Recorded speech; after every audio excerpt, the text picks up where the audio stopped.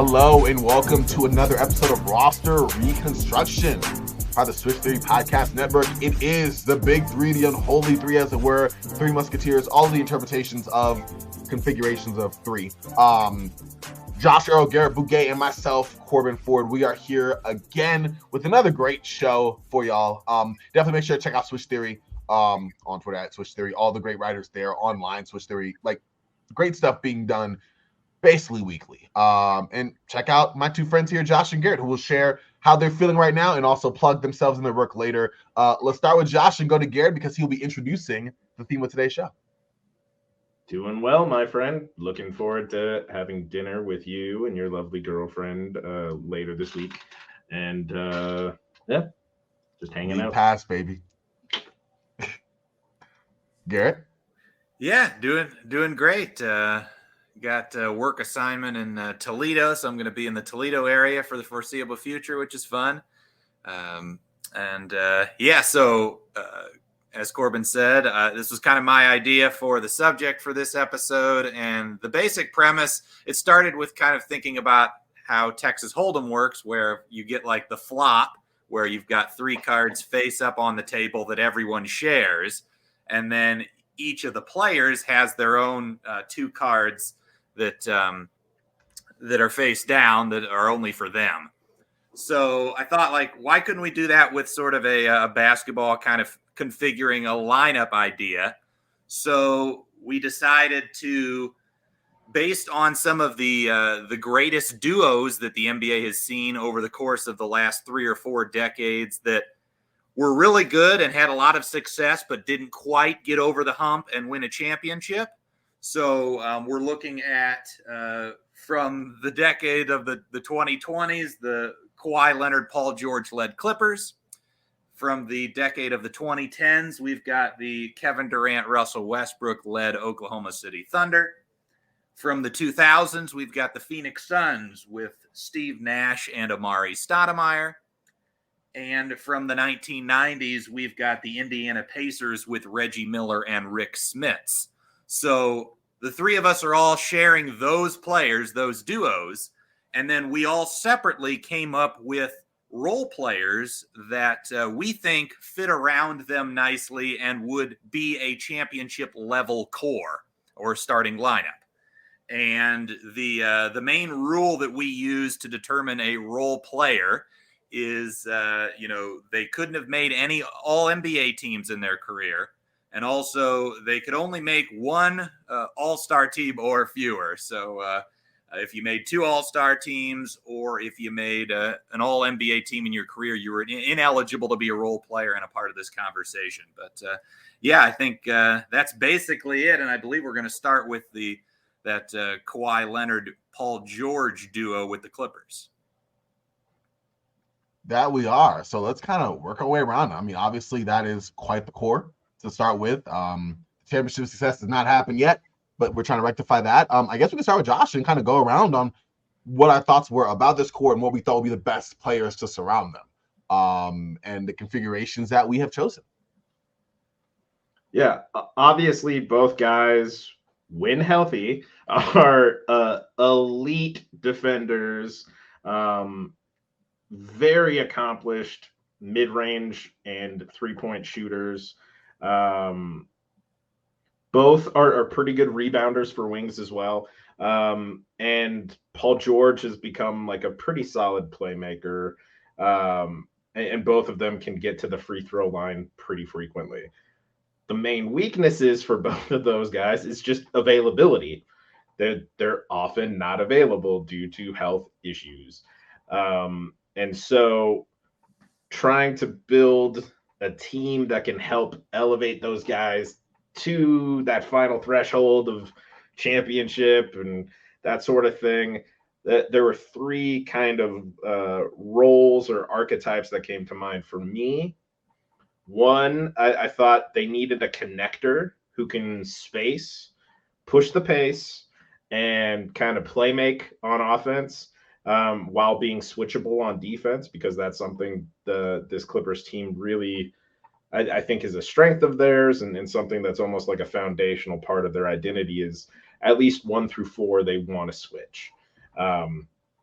And so the first guy who came to mind for me, who can do all those things, unfortunately is injured at the moment, Clippers.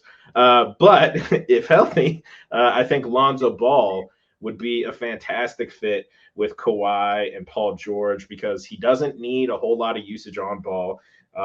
He's highly switchable at 6'6", 190 pounds. He's a defensive event creator who's going to generate a lot of steals, deflections, and so forth. He's become a really efficient high-volume three-point shooter, which would complement those guys on offense. And he's going to get them more easy baskets because their offense tends to bog down a lot playing ISOs. Admittedly, very good ISO players, but they tend to bog down. He can help push the pace a little bit more, get them some more easy baskets. So that was the first role I wanted to put around those guys. Next, I think they need a rim protecting big who can stretch on offense. And a couple of guys came to mind because I wanted to kind of think ideally they could switch. And so immediately I was like, Victor Wembanyama and Chet Holmgren would actually be really excellent fits with these guys, but they're also only like 11 games into their careers, so I'm not going to use them. Brook Lopez, if they're not planning on switching the 5, obviously is an elite rim protector who can space and has proven so on the championship level. But I think Miles Turner is the guy that would fit really well with these two because he can hit the 3. He's an elite rim protector. And he's not that great rebounding, but again, these guys are really good rebounders, and Lonzo's a really good rebounder. So that's not that big an issue. And I think he would shore up the defense behind the 1 through 4 switching. And then finally, I think because those guys are so high usage, so on ball, I think you need an off-ball shot creator who can occupy the help defense while they work and who can switch and not get torched on defense. And so the guy who came to mind for me is actually Desmond Bane, who probably won't make this list of role player eligibility too much longer because I think he's got some all-stars in him down the road. But 6'5", 215 pounds. I think he can switch somewhat. 43.3% from 3 on 6.5 3-point attempts per game in his playoff career so far. Really good defenders. Really good defender, surprisingly. Everyone kind of thought he wouldn't be because he has the T-Rex arms, but he's also super strong and competes really hard and is a smart player. So, and the reason I put him over, say, somebody like a Danny Green, who I think would also be a good fit as like somebody who can occupy the defense off ball, but also be a good defender who can switch, is Desmond Bane can also do on-ball work when Paul George or Kawhi are missing time, which they will. So that's my starting 5 for the 2020 Los Angeles Clippers: Lonzo Ball, Desmond Bane, Paul George, Kawhi Leonard, and Miles Turner. Yeah, so we have a lot of similarities here, Josh. So my guard that I went with for almost all of the exact reasons you went with Lonzo Ball, I went George Hill here. He maybe isn't quite the passer that Lonzo is, and maybe is a little bit shorter, but yeah, provides that defensive value, can switch a little bit, can also knock down the 3, can play a little bit on ball, and is very comfortable off the ball. So I think that's a great option. I also went with Miles Turner as the as the rim protector there. I will say that so the last one we kind of went a little bit in a different route. You going Desmond Bane, I think, is kind of going back to that 2021 Clippers team where they were just the best shooting team in the NBA, right? And that made them really deadly and really tough to stop. I thought that the team had enough shooting with Kawhi, PG, George Hill, and Turner. So I went with more size and rebounding with the likes of Lamar Odom, who I think provide some passing as well, and can also, if teams want to put size on the likes of Kawhi and Paul George, which maybe gives them trouble, then you might put a smaller guy on Lamar Odom. He can pound those guys as well and take advantage of those mismatches. So it just makes them really tough to deal with. And, he's a solid defensive guy as well. The only that last pick was the toughest because I wanted a guy that kind of does a little bit of everything, and I didn't really care about shooting.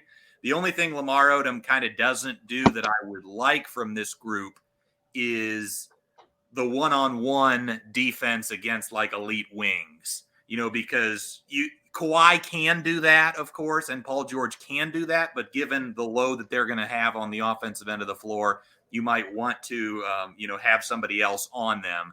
But I feel like that's a pretty solid group, and Lamar Odom does help out because Turner's biggest weakness, I would say, as a center is that defensive glass.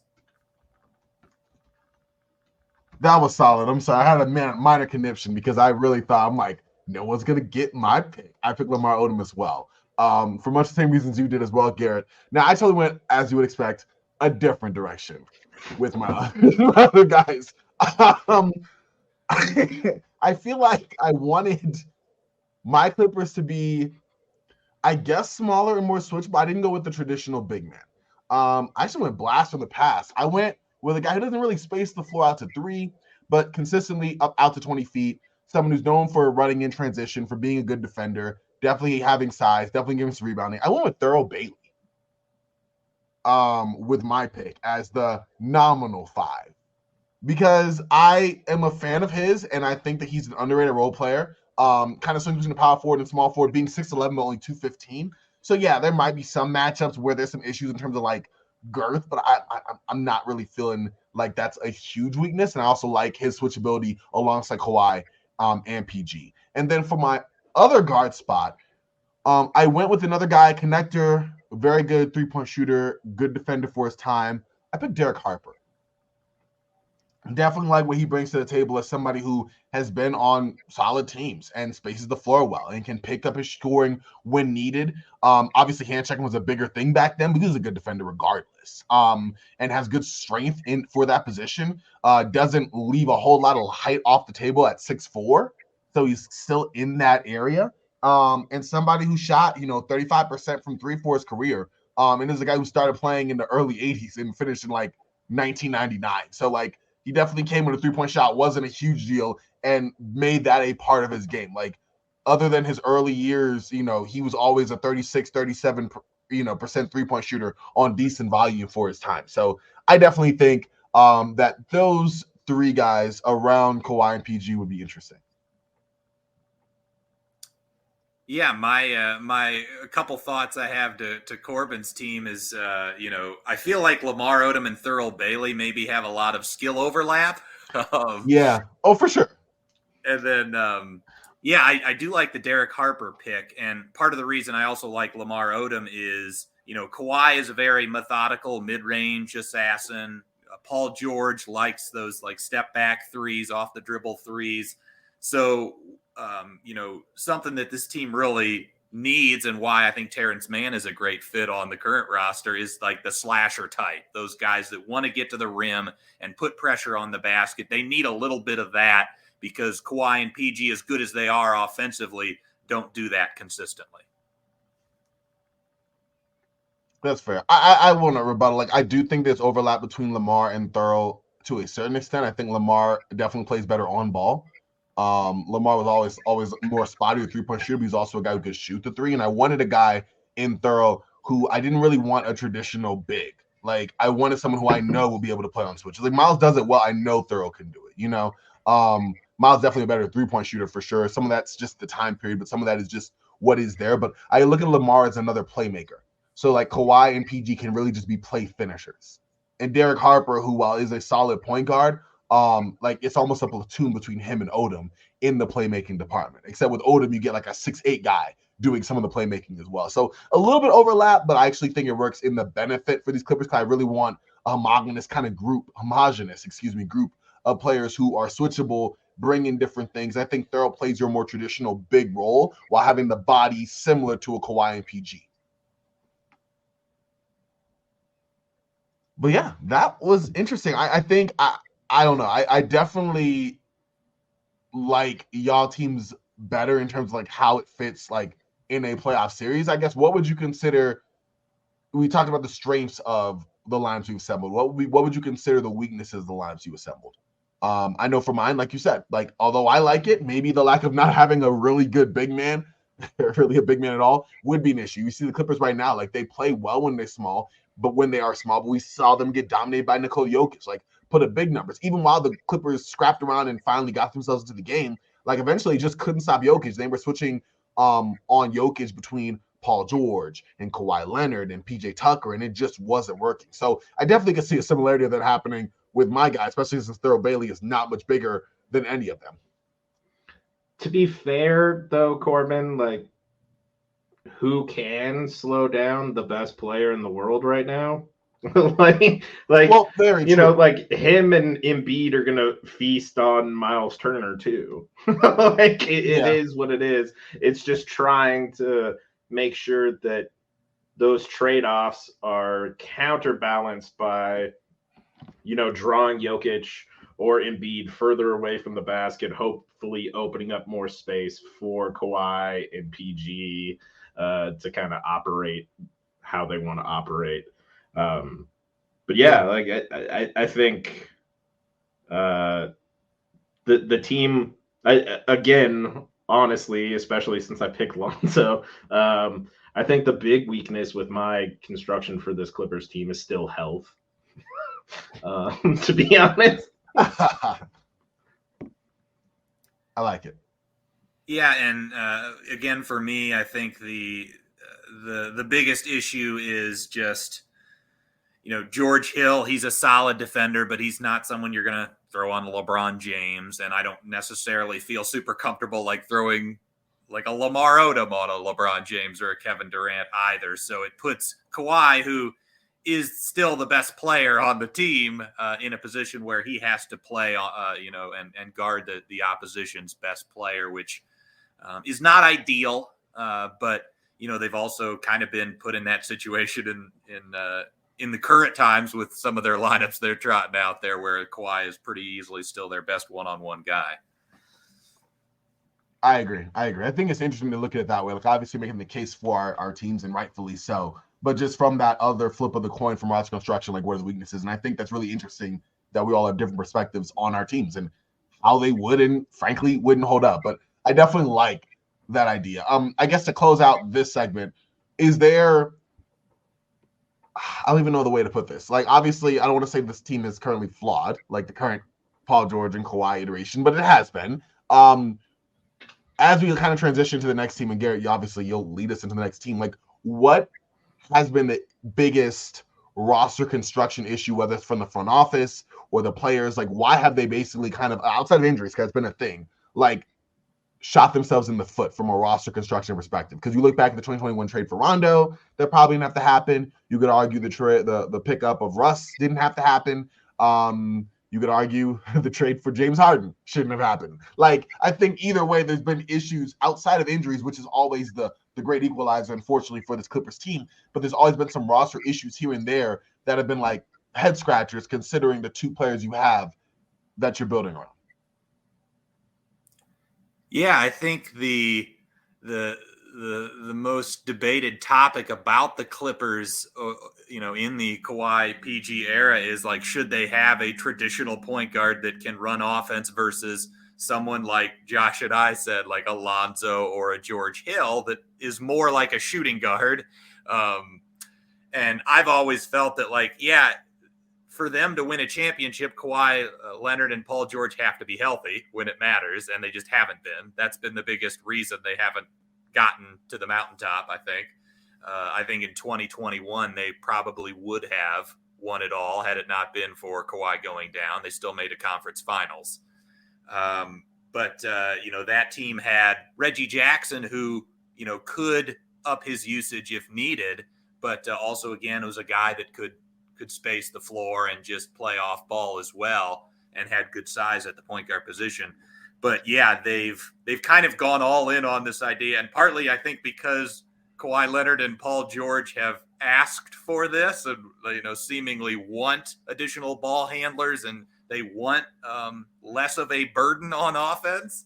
And it's a similar story to like with LeBron and the Lakers and some of the issues they had, where LeBron's like, I want additional playmakers, when it's like, no, like you should have a 35% usage when you're LeBron James. Kawhi Leonard and Paul George their usage should be really high. And Paul George has really struggled since Harden has come because, in part, he hasn't, been on the ball as much. So that's been the biggest thing and some of the biggest issues, and why I think the James Harden move, while it hasn't helped them in the regular season thus far, but it feels like more of a regular season move than it does a postseason move, because Kawhi Leonard and Paul George will miss some time in the regular season, so James Harden can fill in and help out. That's good and all. But again, like I said earlier, Kawhi and PG have to be healthy come playoff time for this team to win a championship. And if they're healthy, you don't need 4 guys like they have to have the ball all the time. You really only need Kawhi and PG and a supporting cast that knows their role. Agreed. I think that's kind of the cut and dry. But Josh, you have anything to add there? I would say the other issue, and again, like switching has been kind of an organizational focus, but I think another issue is they don't, and Zubac has been solid, but like they don't really have rim protection behind their strong perimeter defense. And if they had a rim protector who can eat the minutes that Zubac eats, like obviously they can still downshift and go full switch with like a smaller lineup or something like that. But I think having that would take that defense just that extra notch up that would make them incredibly hard to score on in the playoffs. And then,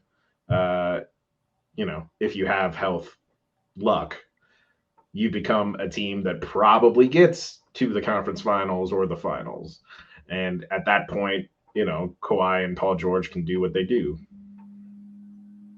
Yeah, I agree. I think what's sad is that even while we're talking about all the issues, like they still have had a chance. I've thought that their rosters at that time have been deep, especially I thought that 2020 team was great.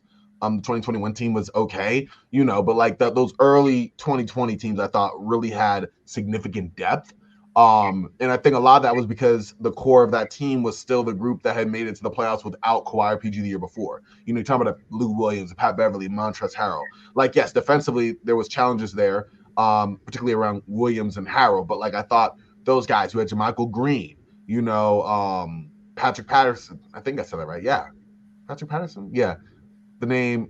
Yeah, it is the name. I don't know why I stalled there. Point being, I thought you had good balance there. That in the subsequent years, almost like Garrett said, like a close example would be the Lakers, where you started prioritizing more star power or a star fit or a big name in place of reliable, solid depth. And then what happened there? But yeah. Should we move to the next team here, which we're now into the 2010s, and the duo that didn't quite get it done in the 2010s, but had a lot of success getting to multiple conference finals and also an NBA Finals appearance. Kevin Durant and Russell Westbrook and the Oklahoma City Thunder. Now Sam Presti really prioritized athleticism and size with those two, but did not prioritize shooting, I think, to say the least. So, who wants to get started talking about their? Yeah, we'll take it over to Josh and see who he picked to surround KD and Russ. Yeah, I will say KD is one of the greatest shooters of all time. So like, there was some of that, but again, I don't really give Sam credit for selecting Kevin Durant second in that draft class. So you've got an all-time elite 3-level scorer with a crazy high release point, excellent touch, can rebound, defend. The only real knock on KD, I think, is he's not really a playmaker for others, in my opinion. He can pass, but I don't think the offense flows through him, just flows to him. And while he has played the 5 a little bit more lately, he probably shouldn't over the course of an 82-game season followed by the playoffs. Like, he's still, I wouldn't call him frail, but he's lithe. Like, he's not a big guy. And, like, you don't want him banging against the Steven Adams, Nikola Jokic's, Joel Embiid's, Mitchell Robinsons of the world. And then with Russ, you know, super aggressive attacker who gets to the rim super easily, fantastic rebounder, became a pretty good passer. I still don't think he's the great a playmaker personally, but really good passer. And the obvious problem with Russ is that nobody gives a crap if he's shooting a 3.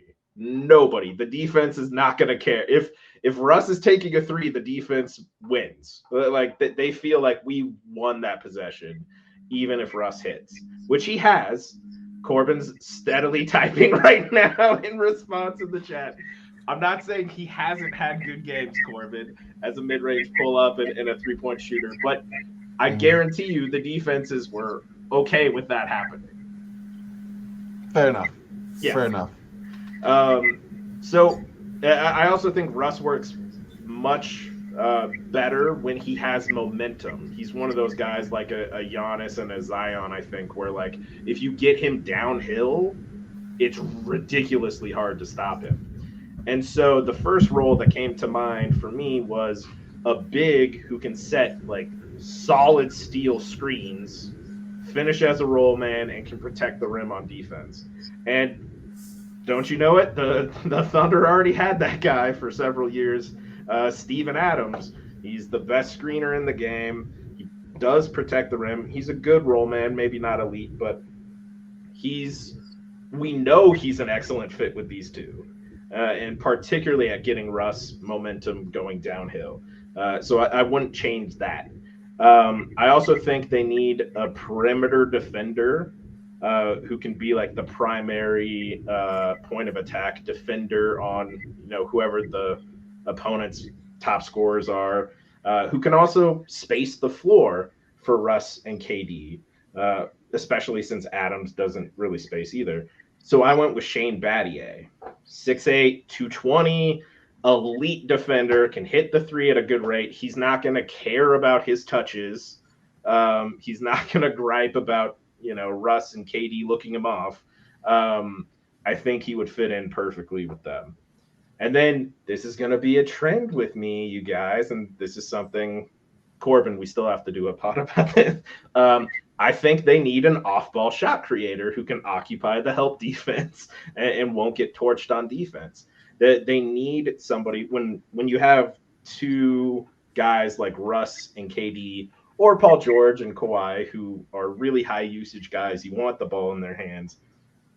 You can elevate the offense even more by having somebody who can create shots for themselves and for their teammates through their off-ball actions. And because of just this lineup already with Steven Adams, Shane Battier, KD, and Russ, I wanted a bigger one so that they could have a pretty big lineup. So I went with Lauri Markkanen, as used by Utah. Very efficient off-ball shot creator with Utah. Shot 42.6% from 3 on 9.2 attempts per game. 48.1 from overall, 87.5 on free throws. So not that far off of a 50, 40, 90 season in his first year in Utah, while scoring like 23 points per game. And he's 7 foot, 240 pounds. And he has, in the last few seasons, defended small forwards and power forwards in Utah and Cleveland pretty solidly within the defensive schemes. Now, is he a great defender? No, but I don't think he's going to get torched. And when you look at that lineup, you have 7 foot Steven Adams, 7 foot Lauri Markkanen, basically 7 foot Kevin Durant, 6'8" Shane Battier, and Russell Westbrook. Like, I think that would be a very, very difficult lineup to go against in the playoffs. Wow. Yeah, so it's funny because I think Josh, we're kind of in sync. Like the first two are pretty much very similar, and then we kind of diverge on the third pick. So I went with another one of OKC's actual starters, but I went with Serge Ibaka, and I'm actually going to start Serge at center, which they refused to do.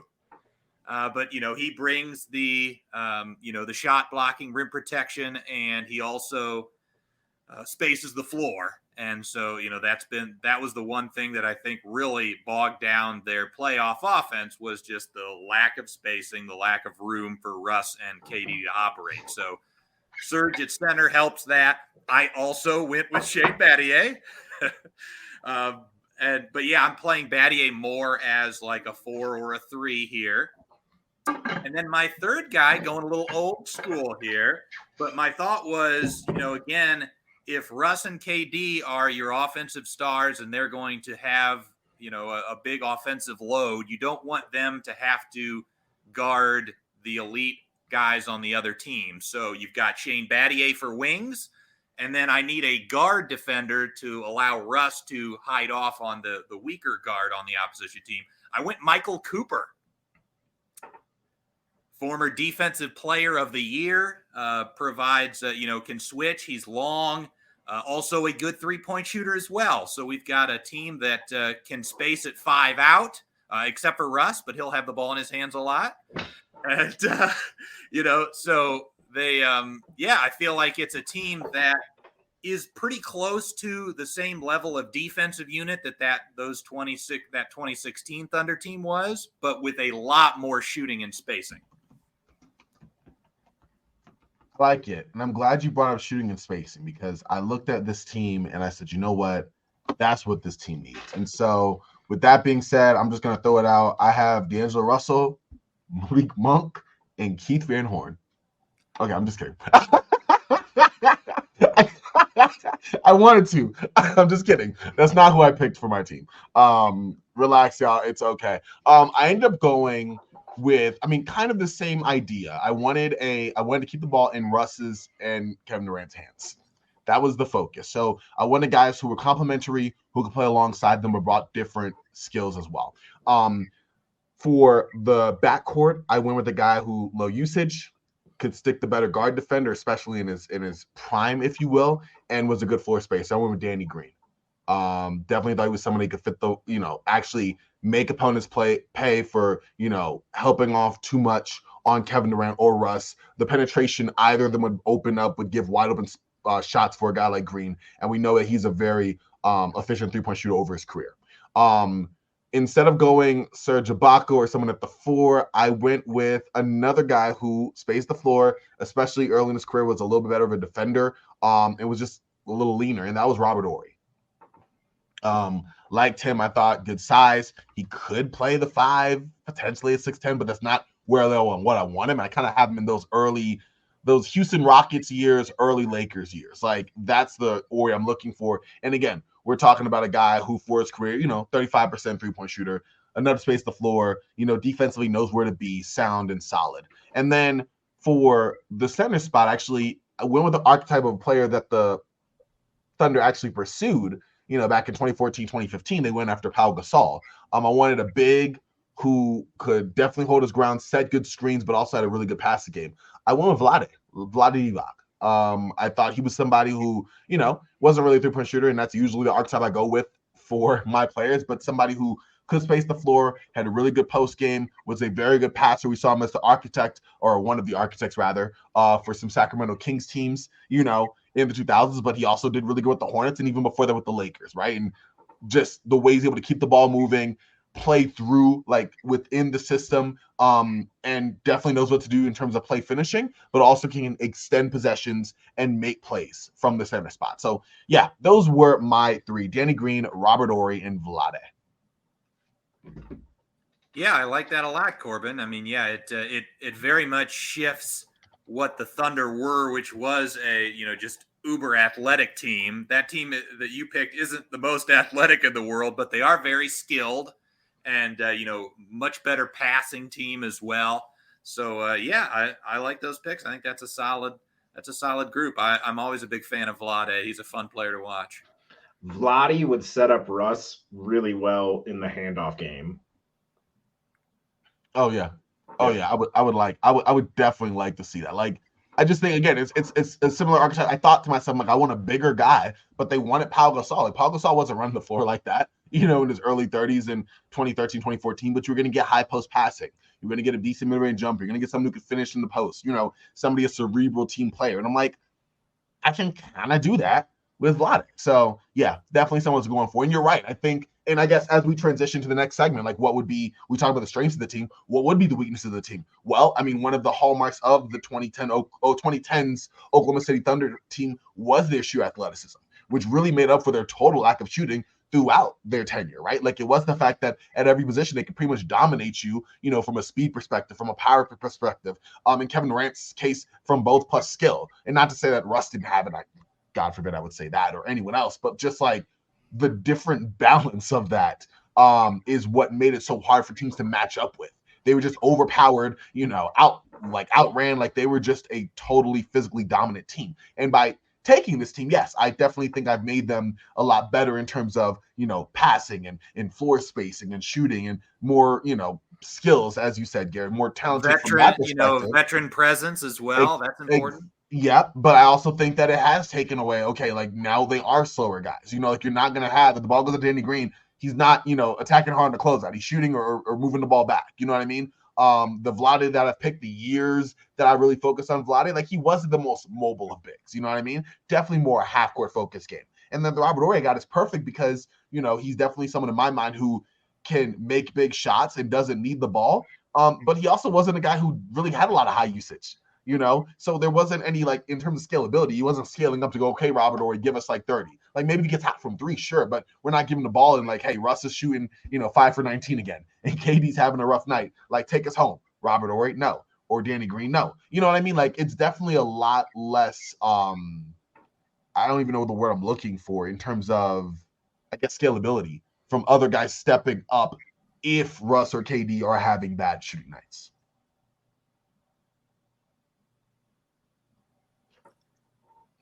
Anyone else?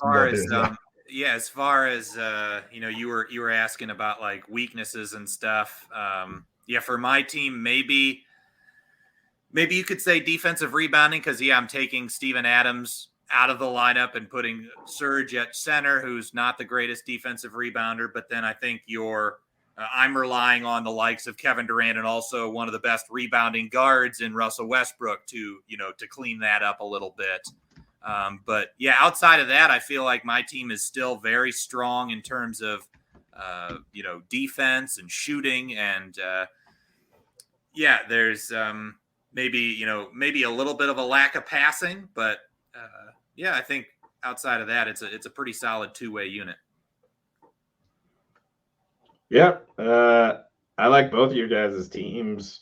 And I think the weakness in mine is kind of somewhat similar to Corbin's, although I think Lowry can make this not as big a problem, which is like, Shane Battier's not stepping up and like dropping 20 a game if Russ or KD are in foul trouble or something. Neither is Steven Adams, as much as I love him. But I think Lowry could be that guy on those nights where like it wouldn't look the same because they're not necessarily putting the ball in his hands and he's doing it per se, but like they could still run the offense through and to Lowry for those types of situations. But, I think by including Steven Adams, I do lose, I think, the chance to be 4 out with Russ. And that can still cause a little bit of congestion. But I think the screens and the ability to get Russ like downhill and to free guys like Markkanen and KD like makes it Adams worth it. Well, and the offensive rebounding is a huge part of it too. Well, yeah, you need offensive rebounding when Russ is on your team. Okay, listen. Wow, no, I'm not doing this. No, we're not taking Russ slander on this end right now with this team. No, I'm sorry. I've heard enough. let's go to our next team, Garrett, before I lose it over here. All right, so now we're into the decade of the 2000s, and so we're going to do the Phoenix Suns, Steve Nash and Amare Stoudamire, and of course this team, had a lot of success throughout the decade, and maybe was the favorite in 2007 up until the point where the aforementioned Robert Horry hip-checked Steve Nash, and then that caused Amare Stoudamire and Boris Diaw to be suspended for a crucial game in that series. But they had a lot of great runs, had fantastic offenses. Their defense was a bit of a problem, and it'll be interesting to see if either of you guys sort of try to fix that side of the ball, or if you go more in line with what D'Antoni and that organization did, which is, well, Steve Nash, Amare Stoudamire, their unique offensive talents. Let's just go all in on that end and be unstoppable.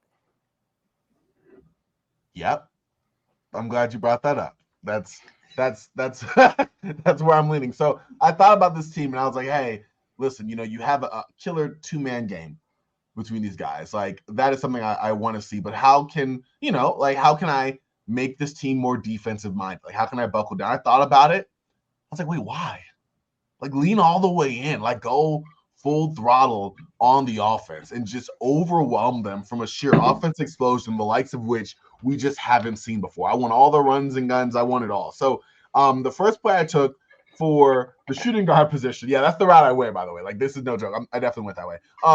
For shooting guard, I wanted a guy who athleticism could run the floor really well alongside Nash and Amare, could space the floor, very, very proficient three-point shooter, could go get a bucket, all the things I look for in my ball players. And I picked Jason Richardson, who was already a member of those Suns teams, albeit a few years too late, in my opinion. If he had been there, he was playing with the Warriors during those years. And I think that if you had prime Jason Richardson, that would be great. Secondly, I was going to go Monte Ellis. I really was. And this one is going to be, I'm still torn on this. You know what? Chuck it. I'm just going to go with my guy. I took Nick Van Exel. I got Nick Van Exel. I had him I'm just kidding. That was originally my guy. I ended up going with Hedo Turkoglu. Another guy who, in the role of, again, he played. I just want to get your looks. Nick Van Exel, I like him, but we like the backcourt would be that there's no defense there. Like, we're just getting killed. But Hedo Turkoglu, I think is somebody, he played on those early, I want to say run and gun Sacramento Kings teams, but they were up tempo. He can play in that system. He's another ball handler. He's another three-point shooter. He's someone with additional size, and I think that that's important as well. And then lastly, I guess I did add some defense. I went with a play that was already picked earlier with Miles Turner.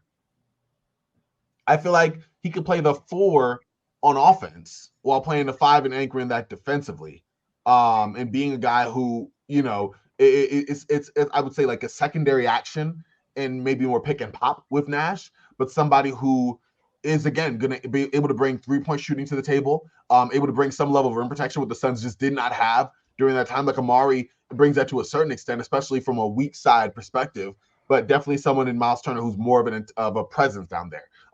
Like Josh would mention, maybe like a Channing Frye who blocks shots, like somebody like that, whose offensive role is to space the floor and just make it wide open. So when you have a spread pick and roll, like, you legit have a spread pick and roll. And with Hedo Turkoglu, I think he's important there because he's another guy who can make second side actions work out. He's another guy who can kind of initiate the offense from a different angle if the ball goes out to him on a swing action, and then he flows in a pick and roll with Stoudamire again, or he goes into something with Miles Turner, with Jason Richardson on the weak side. Like, there's so many different avenues I like from that team. Although I got to say, I was going to go with another former Sun instead of Miles Turner to lean fully into offense. I was going to go with the player who made a big shot for the Suns in their 2006 playoff run against the Clippers, and that was Tim Thomas. So this team would have been very much offensive minded. I ultimately went with Miles Turner because he's a little bit bigger. But I think that they've had players, the Suns, over the years that would have fit like full ethos of what they were trying to do just at different points in their career. You know, if you had earlier Tim Thomas, you know, I think the bigger, stockier version worked for what I was thinking, but ultimately just left him off. But if you had Jason Richardson a couple of years before, I really think that would have worked out well as well. And then Hedo Turkoglu as well. Like, you got him at the pretty much almost toward the tail end of his career. But if you had him like, you know, 2008, 2009 of his Orlando Magic heyday, that's a different team as well. So those are the three guys I picked for my Phoenix Suns unit.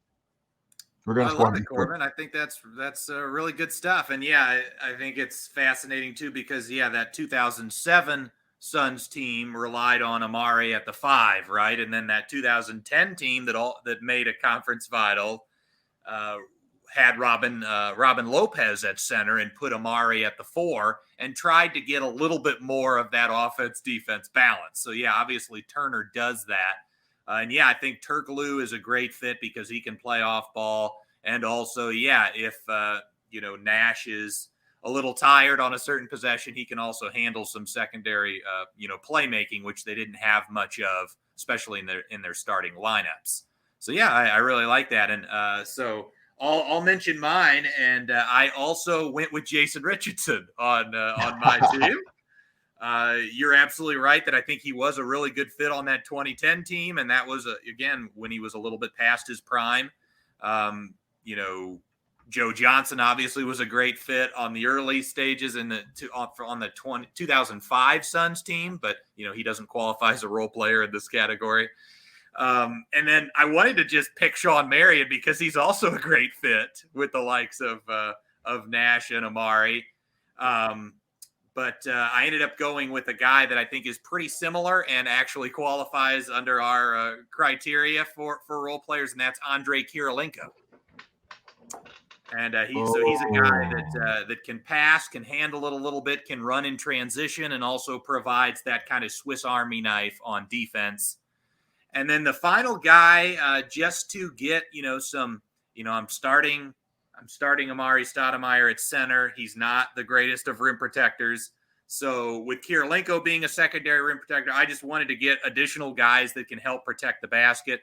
So I'm going with a guy that, is a wing that can space the floor and shoot, but also provides that rim protection in Robert Covington. Interesting. Okay. I like that group. Yeah. And I particularly like it because AK was someone I was going to use on mine too. I think you address the defense with Kirilenko and Covington, and you keep that super exciting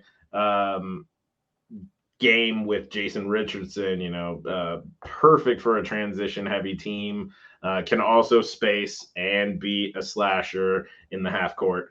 I think that's a very good pairing. And I liked yours as well, Corban, even though you mentioned Nick Van Exel.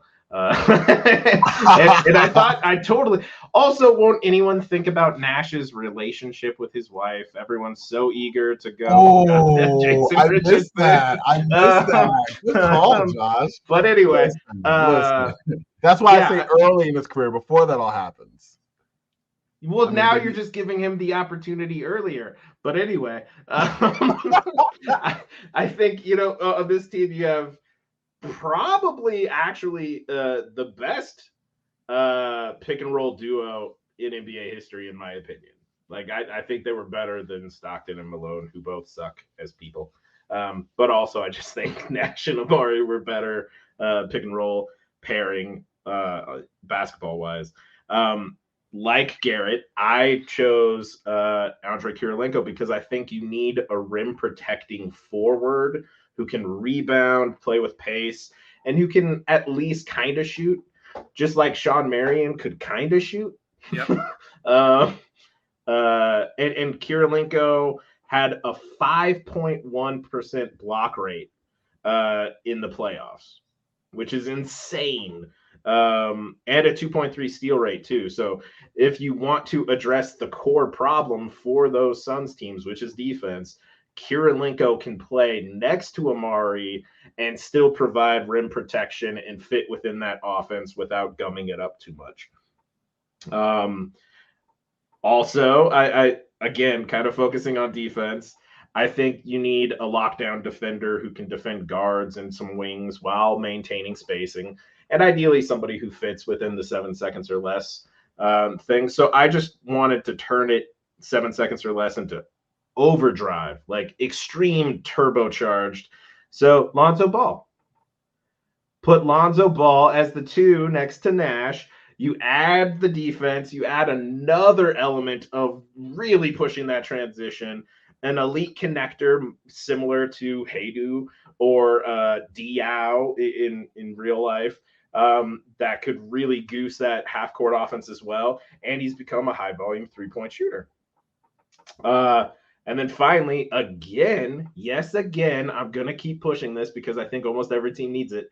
An off-ball shot creator to occupy the help defense that would make it impossible to defend Nash and Amare pick and rolls because you have to worry about this person as well. And again, I kind of went with I wanted more size because that was another problem. That the Suns wanted to play fast and small, but they also needed more size. So another person I mentioned already, Lauri Markkanen. You put Lauri Markkanen, Andre Kirilenko, and Amare Stoudamire together. That's a functional front court. That's also bigger than what Phoenix had, and works with that 7 seconds or less system. And Nash is going to make Markkanen look even better than this past year in Utah. So that's who I went with to round out Nash and Amare's pick and rolls. Yeah, I think the off-ball shot creation, I didn't mention this when you said it for the first couple of teams, but the reason I didn't prioritize that with the Clippers is because I feel like Paul George does do a lot of that off-ball shot creation, even though he's on the ball as well. And then same with Kevin Durant with the Thunder. So I felt like they have at least a little of that with the starting duo there. But you're absolutely right that the Suns team could use that. Although, there is an element of like Steve Nash was so ball dominant that it's like, he was a guy that would run a pick and roll. If it didn't work, he'd just back it back out, run another pick and roll. And he's so good at it that it's like, that's good. For a lot of guys, it feels like, they're failing and now it's getting frustrating and it's getting bogged down and it's going to lead to a bad shot. A lot of times with Steve Nash, though, the third pick and roll, they get a dunk. It's like, so there is an element of like, do they need off-ball shot creation? But I do kind of agree with that. And I'm wondering as well with Jason Richardson, because he wasn't the greatest of defenders either. Would someone like JJ Redick be a really neat fit for that Suns team? That would be interesting. The constant off-ball action, the movement generated from his screen, like all the motion, the action that he'd be running, on the side, like, that could work. I definitely think you missed the, crazy highlight dunks in transition. You're not getting the high flying JJ Redick. That's just not been said. But no, I'm just kidding. Amare and AK are going to be bringing a ton of those already. I mean, that's true. I'll leave it up to you two what I should go with, whether it's Jason Richardson or JJ Redick. I'm kind of 50-50 on it now that I'm thinking about it. I think where we both will lie. Yeah, Corbin's going to say Jason. And I'm going to say Jason. I'm about to say Jason Richardson. Yeah. I think who's made bigger shots in the playoffs? JJ. Really?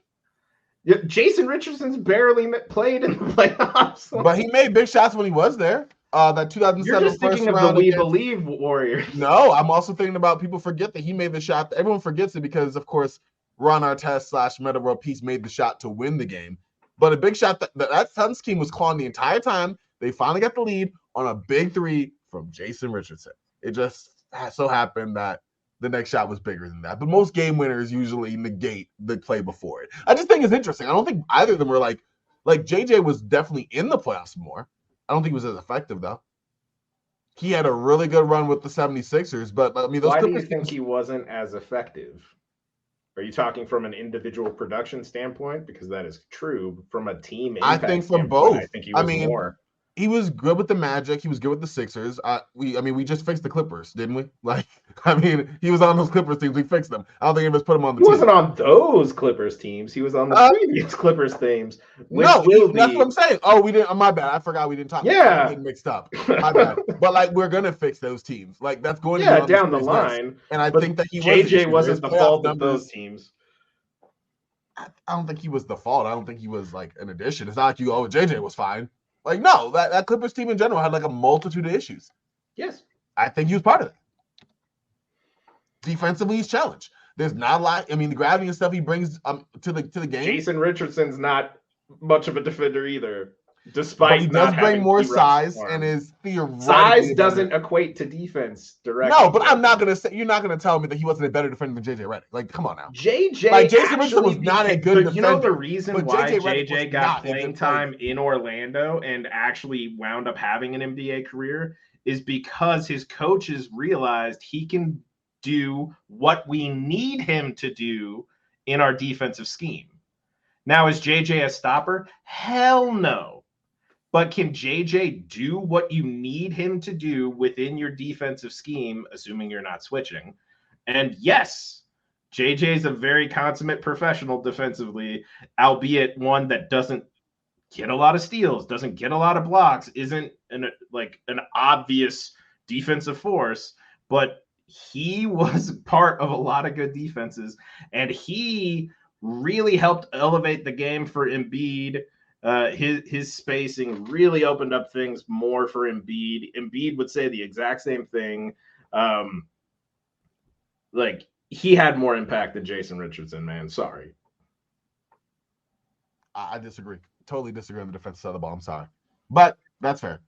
We can agree to disagree on that part. I think as a more impactful player, yes, he was. Defensively, no, I'm not saying that. No way. But anyways, I like a healthy disagreement. I'm glad we had this talk. I'm gonna look at some Jason Richardson footage now. Well, I was while you guys were debating this, I was looking up because Corban was mentioning that he thought JJ Redick sort of disappointed in the playoffs. So for his career, JJ Redick shot 41.5% in the regular season and was at 37 in the playoffs. So a little bit of a drop, but still productive. Jason Richardson actually did get better. He went from 37% in the regular season to over 40% from three in the postseason. Big game Jay Rich. That's what they call. I'm just kidding. No one called him that. But I thought it was interesting. And mind you, like I said, I know that he's had some. I know that JJ. I'm not saying he's like a total negative there. Like, you're right. That's still a very productive player. I just remember several series where, we just tend to not bring it up. But that's just my own thoughts. His numbers, like you said, they end up being pretty solid. But that's interesting. I don't know. I think Jay doesn't create soft ball. He was an off-ball shooter, though. Like, I think Jay Rich was an off-ball shooter. Jay Rich was a catch-and-shoot shooter. When I say off-ball shot creation, we're talking about guys like Ray Allen, Reggie Miller, Rip Hamilton, Klay Thompson, Steph Curry, Kyle Korver, JJ Redick, who create looks for themselves and their teammates through constant off-ball motion. Most shooters are not off-ball shot creators. Most shooters are catch and shoot guys. Yeah, I'm gonna end up going. It is a tough call because there's an argument for Jay Rich. He does have more size, and he's a better creator off the bounce and as a slasher. But yeah, I think I'm gonna go JJ Redick. I'm that off ball shot creation I think also allows Kirilenko to have an even better role within the offense, setting screens on the weak side and potentially running to the rim for some lobs. So yeah, I like what JJ Redick provides. So I'm going to go with him. Well, there it is. All right. Well, let's talk about the weaknesses of the teams. Because I'll tell you right now, I think both y'all teams offensively, and now I'm coming for y'all. No, I'm playing. Let's go into what weaknesses you feel like y'all teams may have. So it's pretty obvious for my team, like the one-on-one defense is really poor, especially with Steve Nash and JJ Redick backcourt. They're not slowing down anybody. There's going to be a lot of penetration and blow-bys, but that's why I have technically three guys that can provide some level of rim protection with the likes of Kirilenko, Covington, and Stoudamire. But the team is going to have a ton of shooting with Redick and Covington provides some floor spacing. And Kirilenko again doing that Swiss Army knife type thing. I think the offense is going to be really unstoppable. And can't stop anybody one-on-one, but it's a team defense that matters. And I think the team defense will be able to get a little bit more stops because we've got just an extra guy than those 2005 to 2007 teams had in terms of a guy that can, protect the basket. And so, if you've got Amare Stoudamire out on the perimeter, you've still got a couple of guys on the back line that can make some plays around the rim and force some misses. Yeah. And with mine, I think the weakness is you don't have another player who on ball can really create advantages if Nash is out for injury or foul trouble or something, or getting hip checked and whatnot. But again, I think Lowry, you can play to Lowry in the half court and get some efficient offensive production out of him. And Lonzo could still run pick and rolls with Amari and still push the pace in transition. So there would be some concern there depending on Nash's availability. But I think with Lonzo being able to continue that transition push, they would still get easy baskets, and Lowry can help bolster the half-court offense if Nash is out.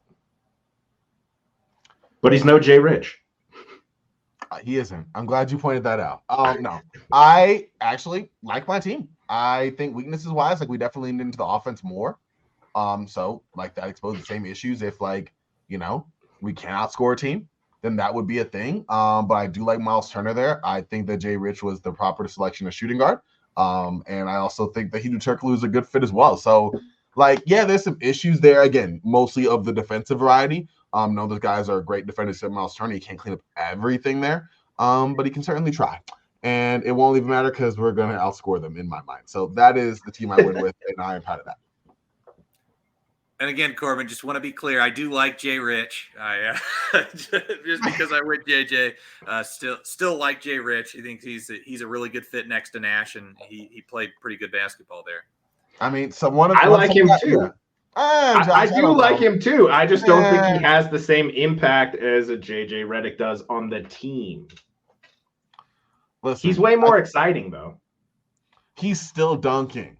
He's still playing on the big three, which nobody watches. He might be. I do. He might be in that tier just below Vince. He might be one of the very, very best non-Vince dunkers of all time. Yeah. No, you're right. He's very, very solid there. And I get it. I get the value of JJ. I'm hating on JJ right now because I'm a big fan of Jay Rich, even though I am aware of as far as I watched.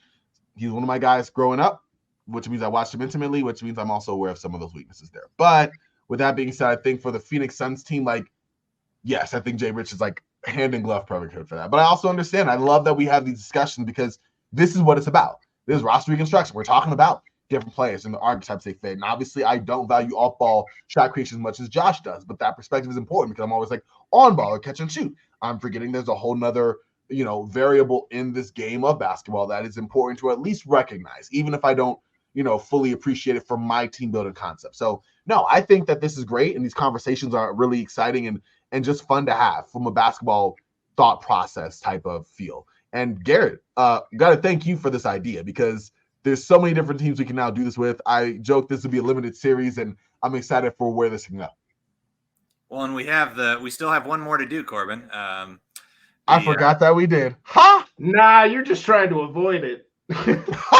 You're just trying to avoid it. You were giving us a lot of grief over this selection earlier today. Corban was just trying to skirt past it and just be like, "Hey guys, great pod." I was gonna be take us home, close it out, but you're right. We got one more. All right, so we are now to the decade of the 1990s, and a team that had Corban doesn't recognize it, but a team that had a lot of success in the decade of the 90s, the Indiana Pacers, with the likes of Reggie Miller and Rik Smits. A lot of people might not consider that, and I don't necessarily either, as the same level of duo as some of the other ones that we've talked about. But it's, we've talked about already in this episode the value of off-ball shot creation, and that's what Reggie Miller is. So I think it would be a fun exercise to figure out what's a good fit around that type of player as the focal point. So, which one of you guys would like to kickstart us? I think Josh is going to raise his hand. So let's hear what Josh has to say in terms of building around Reggie and Rik. Yeah, and completely, we had to hammer this with Corban too, because it's true. Like, they're not anywhere close to considered on par with any of the duos we talked about. But we thought this is a more interesting for the pod discussion of every other team basically in history has been built around on-ball shot creation or a post big or something like that. And I just want to butt in here real quick and say the reason that this duo isn't as good as the other ones is mostly the Rik Smits portion of the duo, just to clarify. Yes. Rik Smits technically would qualify as a role player under our thing, but if you were paying attention to those Pacers teams, Rik Smits was the clear second best player behind Reggie, so we kind of put him in there with Reggie. And let's be honest, Smits was not a bad player. No, not at all. Like he was a really good finisher around the rim. Hard not to be when you're 7'4", and your nickname's the Dunking Dutchman.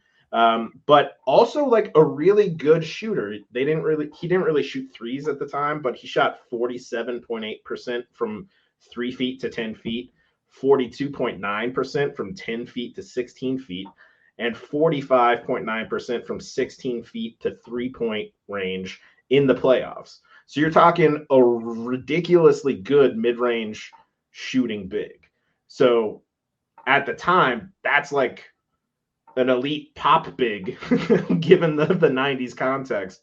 And he was a good defensive rebounder. Not a great shot blocker, but a solid shot blocker. And then, of course, when we talk about Reggie's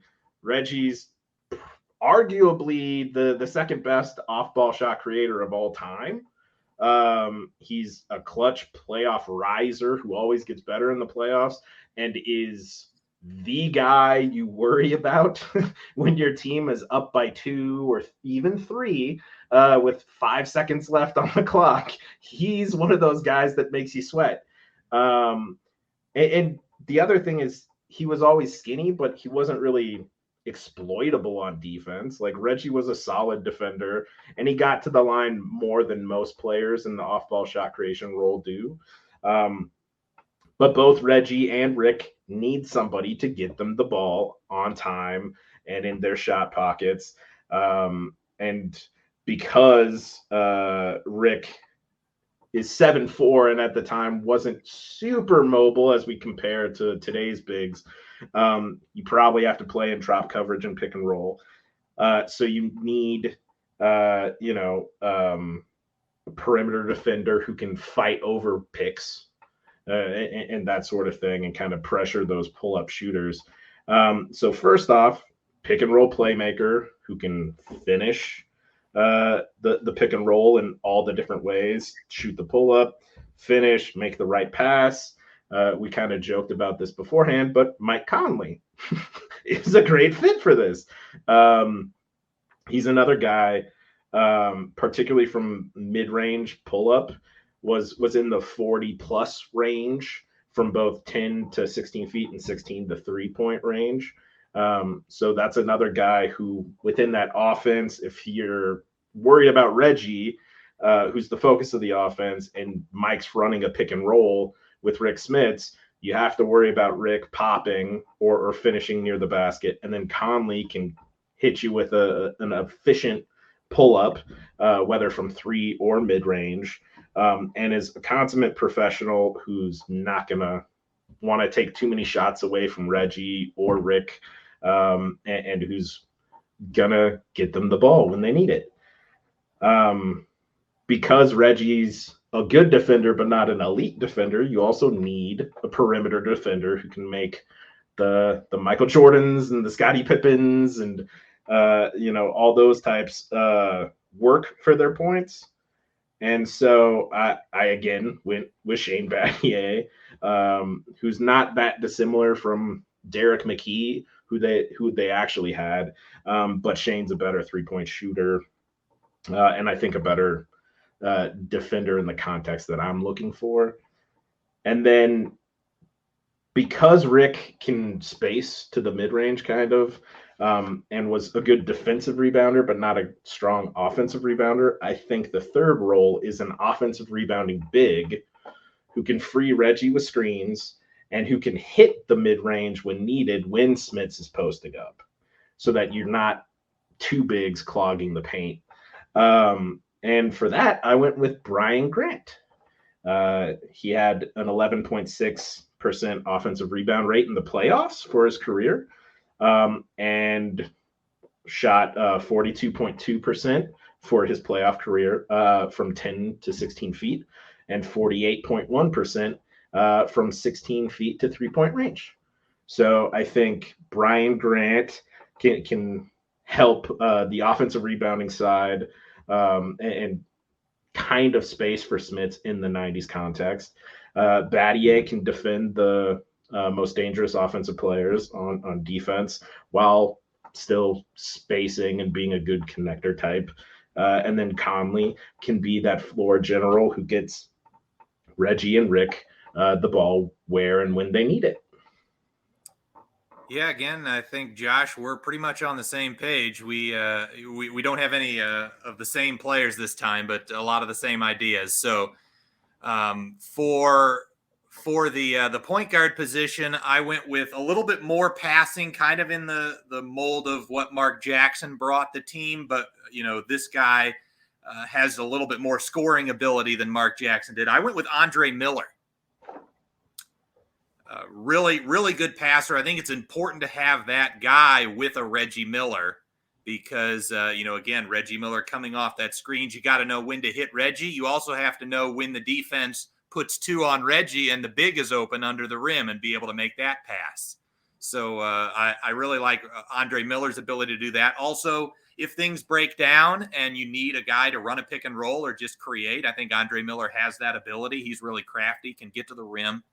So I went with him. And then I also agree in terms of, Reggie Miller was not the greatest of defenders. You also don't want him expending a ton of energy on that end. So you need a one-on-one stopper. I went with OG Anunoby here, a guy that also, again, spaces the floor. And then I also went with a second big because I agree with Josh that, rebounding wise, despite the fact that Rik Smits is a good defensive rebounder, Reggie Miller, that was maybe the weakest part of his game. He was not a good rebounder. OG Anunoby isn't a great rebounder either. So I wanted to get a guy that can rebound. Also having a second big to set screens for Reggie Miller. He liked to lurk along the baseline under the rim and have screeners on each side of the floor. So it's good to have multiple guys that set solid picks.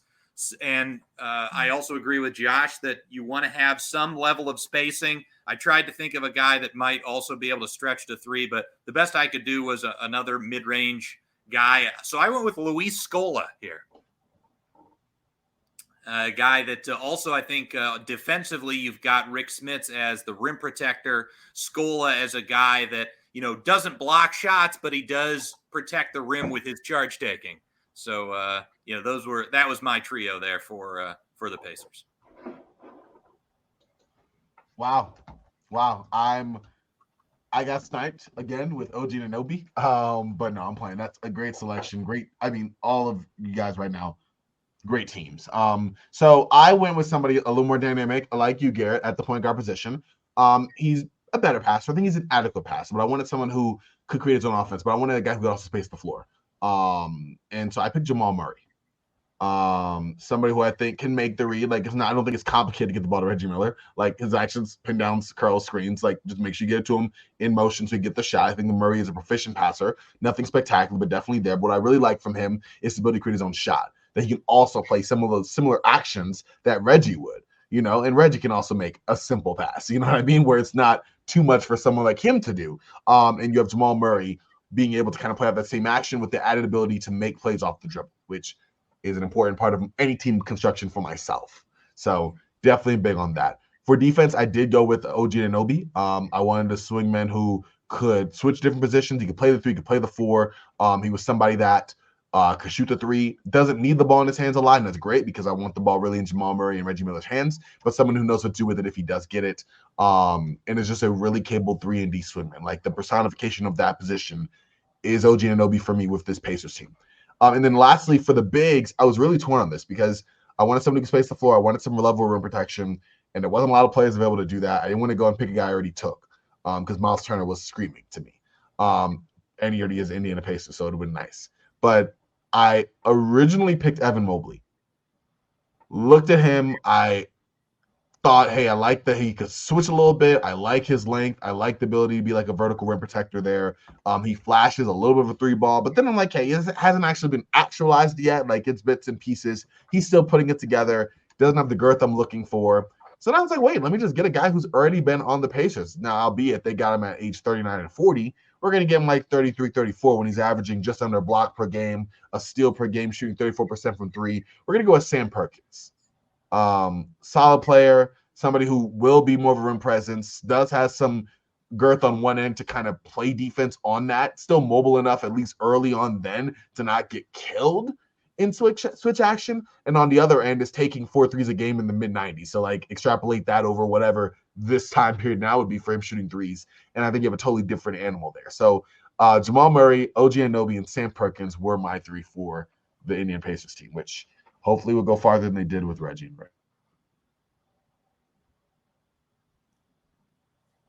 I mean, they made it NBA Finals, Corbin, and came 2 wins away from a championship. Corbin, they've done just as well, if not better, than any Russell Westbrook-led team. No, hold on. Don't do that. No, hold on. It's true. I'm sorry. The Oklahoma Russell Westbrook team lost to arguably the greatest NBA team, one of the greatest NBA teams of all time. Like, the Pacers weren't. Are you saying that the Shaq Kobe Lakers aren't one of the greatest NBA teams of all time, Corbin? What I'm going to say is that 2000 team, I don't think so. 2001, 2002, I think they really hit their stride. That 2000 team, they would have beat whoever. That Pacers team, that was like a mercy kill.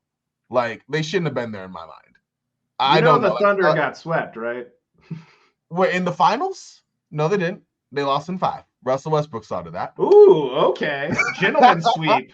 Ooh. They won the first game. They went to more of that conference finals than Russ's teams have. And they pushed a 73-win Warriors team to a Game 7 6-point loss or something in the conference finals. Keyword I'm sorry, loss. Reggie. Okay, I'm sorry. Reggie did a lot of Reggie pushed the 98 Bulls to a Game 7 in the Eastern Conference Finals. You're not winning this argument, dude. I honestly think I should. Reggie's teams had more success than Russ's teams. I would hope so, playing in the weaker East, but we'll leave it there. Playing in the weaker East, where you have to go through MJ. I mean, they only got through MJ once. I'm sorry, they didn't get through MJ. Like, they didn't get through MJ. My bad. I didn't realize that never actually happened to them.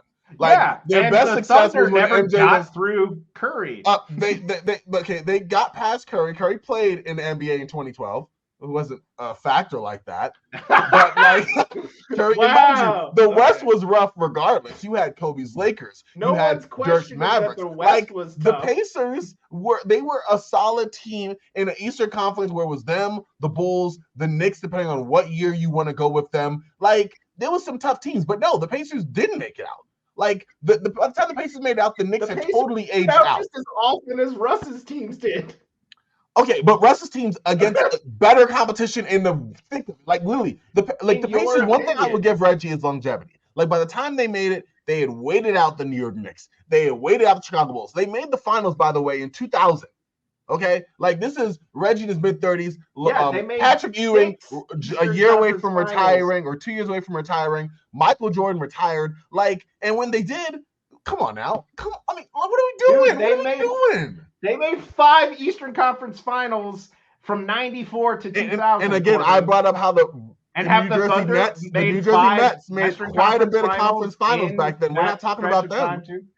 I'm just okay. You get me fired. Regardless, this is something that's been going on for years, people. Because Corban and I tend to participate in these all-time fantasy drafts, where then you get into like rounds where you have to argue against another team or something.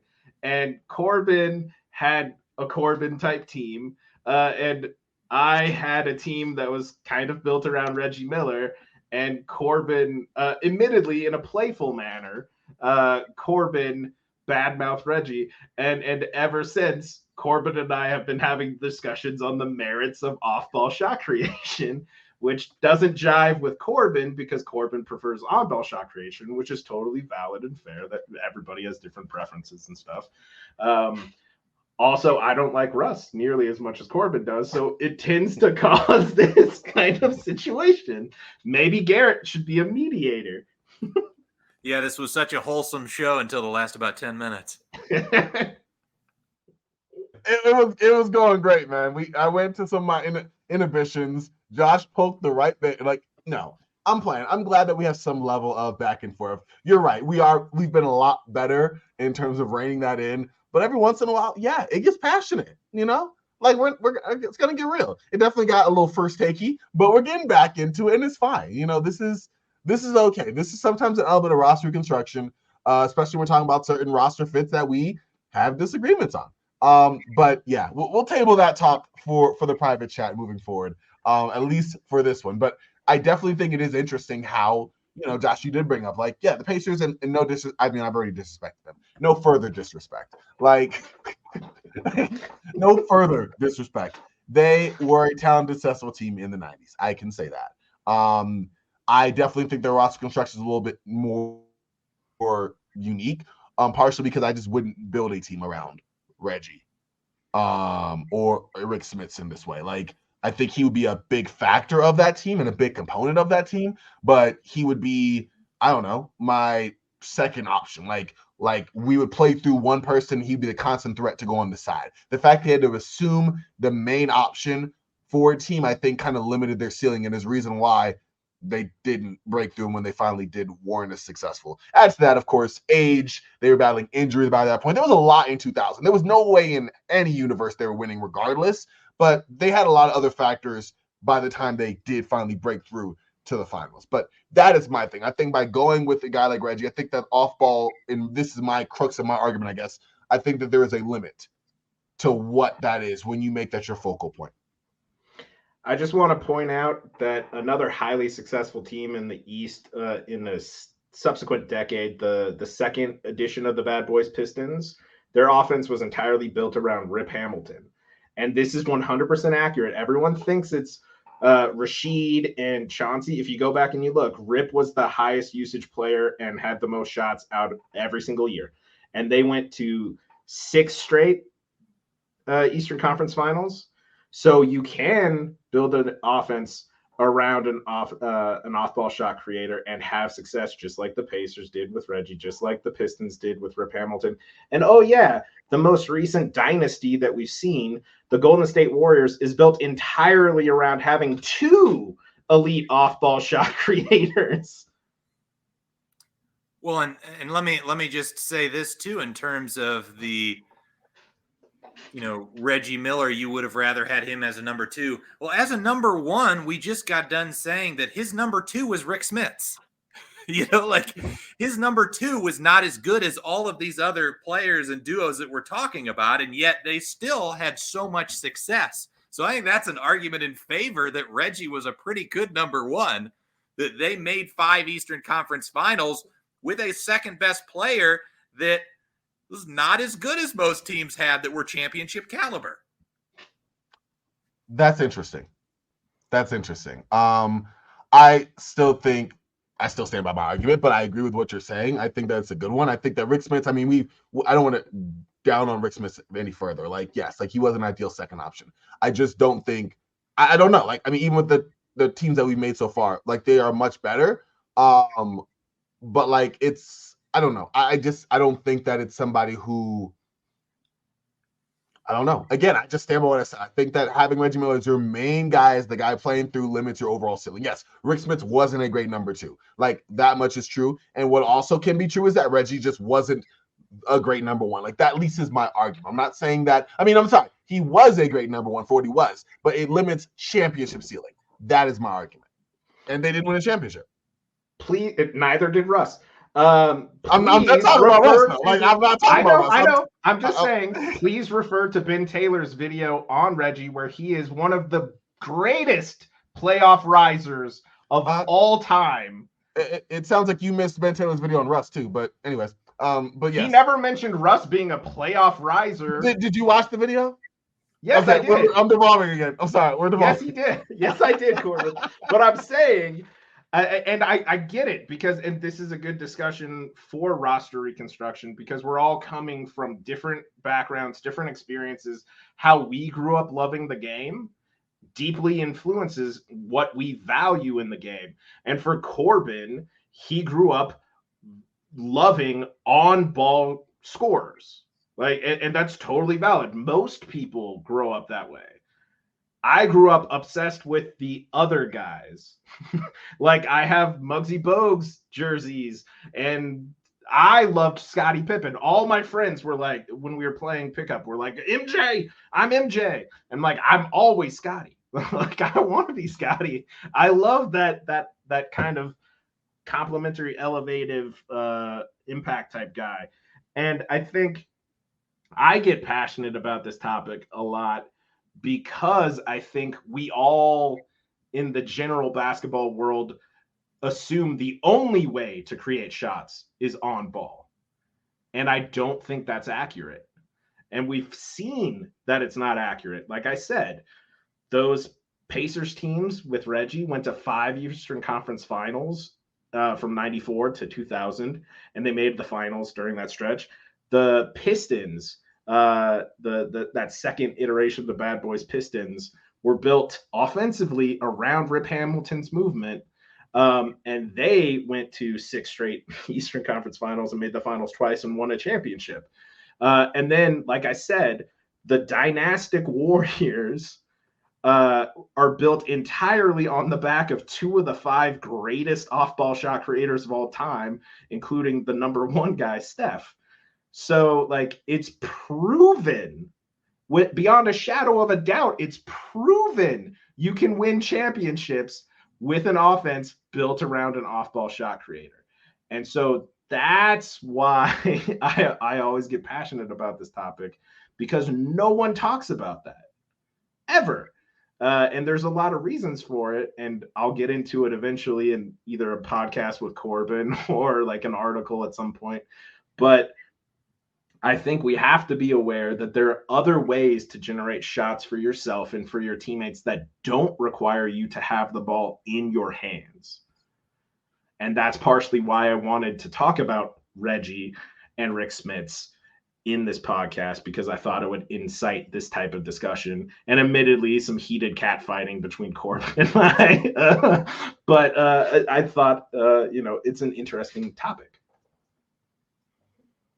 No, I totally agree. I gotta say, like, it definitely, I have my thoughts, and I think it's interesting that we've been able to have, there's clear fallacies in my argument. I'm aware of that. Is didn't have that pointed out, to kind of have a spirited conversation on this. And, that it's been fun for sure on that. I definitely have to say, like, for that alone, just picking this team was interesting. Because as we said before we even went into this team, I had my thoughts on why we're talking about this team. Like, let's talk about Shaq and Penny. Let's talk about, I even made an argument for Patrick Ewing and John Starks. Like, I think that 90s Knicks team, which we'll probably do in another version, but I think that would be a much more interesting team, in my opinion, of like a defensive-minded team that kind of scrapped together their points, that had a dominant big man who played from the high post a lot, but like in a streaky shooter. Like, there's a lot more there in my mind that I thought to go with, but like Garrett and Josh made the argument that went into off-ball scoring and the value of a guy like Reggie Miller, and looking at, what Rik Smits was and how good of a player he was, just kind of miscast as the player that he had to be for the team. And even with that being the case, how successful they were. So it's spilled into a whole bunch there. But Garrett, do you have any thoughts before we close out this segment here? Because this was definitely an electric one. Well, yeah, I think I think we can all say that this episode, this idea was a success. I think it generated some really interesting discussion. And yeah, I think we could have some more of these where, yeah, we could talk about Shaq and Penny, or, Ewing and Starks, or like, Chris Paul and Blake Griffin. There's so many interesting other possibilities here that we could dive into and talk about. And we could also do kind of the inverse, right? Where maybe we start with 3 role players and pick 2 stars to match with them. There's kind of a lot of different ways that we could go about doing this. But yeah, I thought it was a lot of fun. This was a blast for sure. Josh, any final thoughts on this one here before we close out?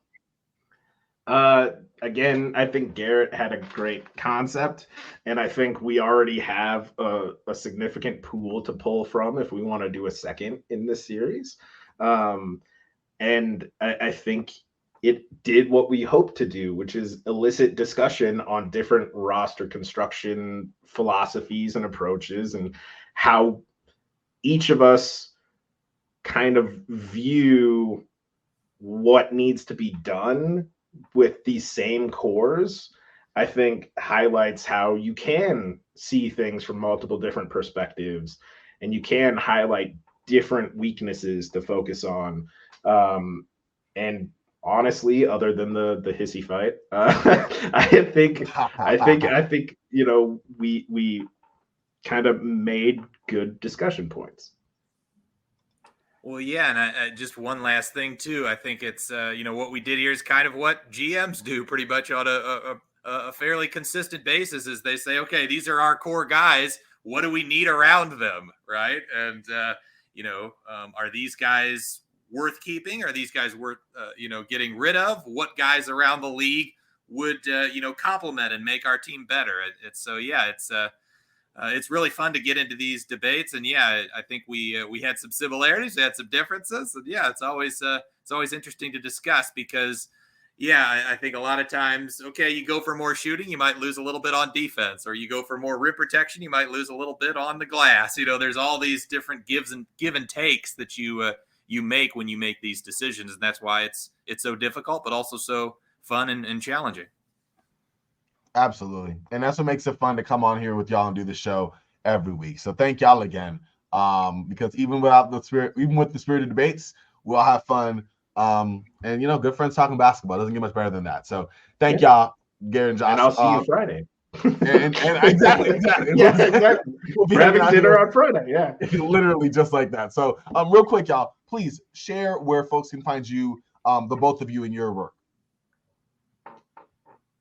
Yeah, you can find me on Twitter at Garrett Bugay, and I think I teased this the last show, but I actually have a date that it's happening now. I'm going to have Patrick Arsenault, a guy that I worked with at Sports Info Solutions. We're going to be talking the Houston Rockets coming up this weekend, so that'll be an episode coming out, maybe Saturday or Sunday, sometime around there. And we might also just touch a little bit on the starts for Tyrese Halliburton and Tyrese Maxey. So fun little show. You can check that out on my podcast, Duncan Dynasty, which these two guys have been on multiple times. Cool. Definitely give that a look. I'm particularly excited to hear about the 2 Tyreses. Yeah. You should also talk about Tyrese Gibson too, for no reason other than like 3 Tyreses. Just get as many Tyrese mentions as possible. I'm taking a break from Twitter at the moment because it's a cesspool. But I can be reached via email, Josh at myhoopscareer.com. If you're somebody who's interested in working in basketball, or you've been trying to work in basketball and you're still not making the progress you want, hit me up. We'll set up a phone call and we can see how I might be able to set you on a path to maybe take that next step towards your dream career in basketball. And beyond that, follow Garrett, follow Corban, all the crazy stuff Corban and Garrett do. And follow Swish Theory. Charlie Cummings just dropped a really good piece on Aaron Nesmith. And there's a lot of good stuff in the works there as well. So always support good basketball analysis. There you go. Couldn't have said it better myself. Thank you, Josh. So yeah, please follow Josh, follow Garrett. Both just do tremendous work and are just great folks. Like great basketball minds, but great folks. You can check out Switch Theory at Switch Theory, switchtheory.com. Like great work done there. Josh already mentioned the great piece that Charlie did this past week, but all sorts of great content, draft work coming up as we are really kind of diving into that. So we'll have parts of that, whether it's roundtables, whatever the case may be.